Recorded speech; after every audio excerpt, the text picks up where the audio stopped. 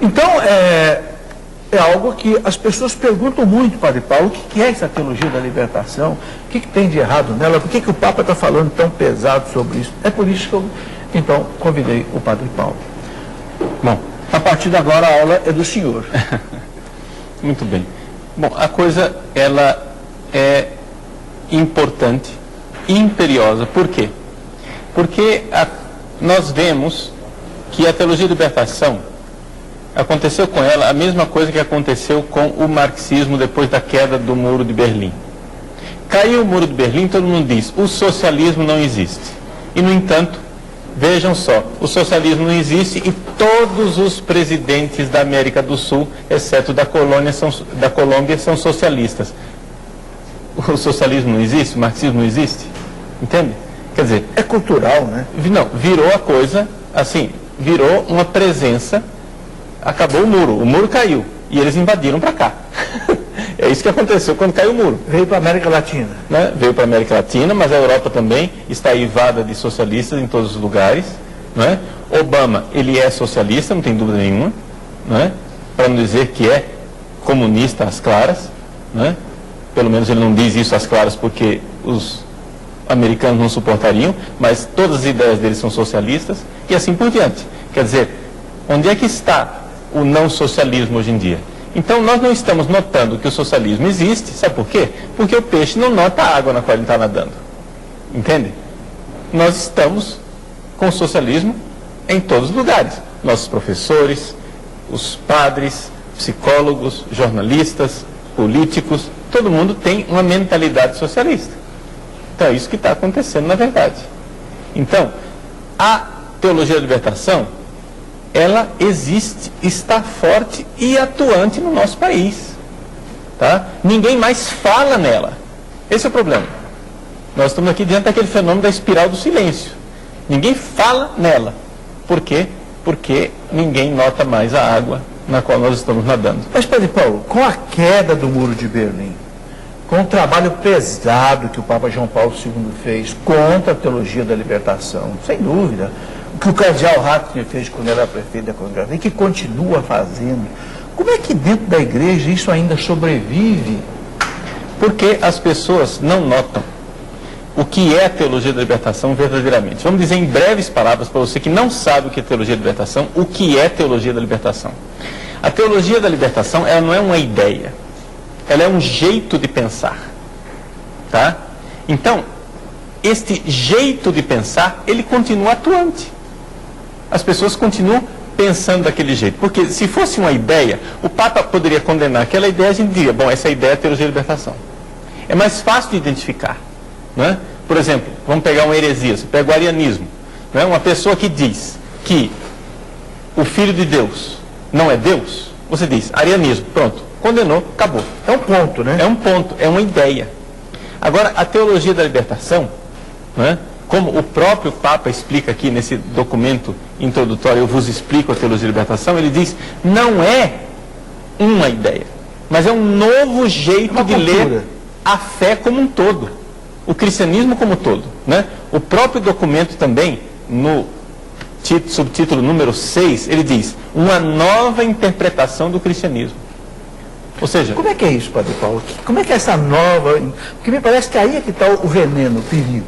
Sim, a nova interpretação do cristianismo significa, né, vou usar uma linguagem técnica, mas depois eu explico, significa abolir todo o sentido anagógico, todo o sentido transcendente da fé. O que é o sentido anagógico? É o sentido místico, espiritual, que olha para o céu. Tudo aquilo que é transcendência, tudo aquilo que é espiritual, não. O que é que se faz? Se corta o transcendente e tudo tem aplicação aqui na terra. É uma coisa muito prática, muito real. Deixa eu dar um exemplo. Jesus cura o leproso. Não é? O que é a cura de um leproso? É um milagre. É uma força sobrenatural que vem nesse mundo e que realiza um milagre. É Deus que entra na nossa história. Deus que irrompe na história humana e realiza um milagre. A teologia de libertação então diz, não, mas olha, isso daqui não existe. Primeiro ela se disfarça como ciência, o próprio documento diz isso também. Né? Essa palavra ciência é muito fascinante. Ela se disfarça com a visão científica. Não, nós agora fizemos estudos, nós sabemos que isso daí é a mentalidade daquela sociedade, daquela época, que via milagre em tudo. Mas na verdade não foi isso que Jesus fez. Jesus, o que ele fez foi incluir o leproso. O leproso é um excluído da sociedade, professor. É a mesma razão que se nega a multiplicação dos pães ser milagre? Exato, a mesma coisa, né? Multiplicação dos pães é um milagre. Um pão virar 10 pães é um milagre. Não existe força natural que explique esse fenômeno. É sobrenatural. Compartilha, né? Mas aí o que é que eles dizem? Não, isso daí foi a mentalidade mítica daquela época. Eles, na verdade, inventaram esse milagre, mas o que é que Jesus quis? Ele quis explicar a partilha, né? E isto chega até ao ponto radical de negar a encarnação de Jesus, a encarnação do Filho de Deus e a ressurreição de Jesus, não é? Ou seja, a ressurreição de Jesus. Jesus morreu e ressuscitou? Não, não é bem assim que ele ressuscitou, porque afinal milagres não existem, a ciência moderna já demonstrou que milagre não existe, né? Então Jesus continua vivo, é a causa de Jesus que continua viva no nosso meio, porque ele está vivo dentro do nosso coração. Está entendendo como é a coisa? Então, a mesma coisa, por exemplo, Eucaristia. Eucaristia? Não, a Eucaristia não é a presença real de Jesus, uma força transcendente, o Espírito Santo que vem sobre o pão e o vinho, realizando uma transformação ontológica no ser. Não, é que a Eucaristia, ela significa uma partilha, é a festa da comunidade, etc e tal. Então, você está entendendo? A teologia de libertação, ela pega todos os dogmas, todos. Esvazia a fé.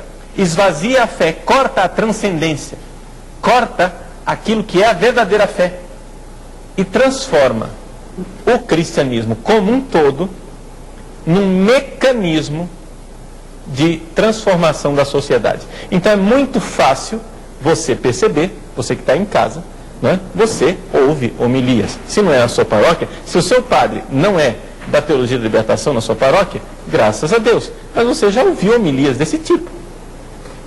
Você já ouviu homilias desse tipo. Você está identificando. Ou seja, trata-se de pegar tudo, todos os evangelhos. Todos os evangelhos, professor. Tem folhetos dominicais, folhetos de missa. Não interessa qual é o evangelho. Você já pode adivinhar. Eles vão fazer uma leitura sociológica.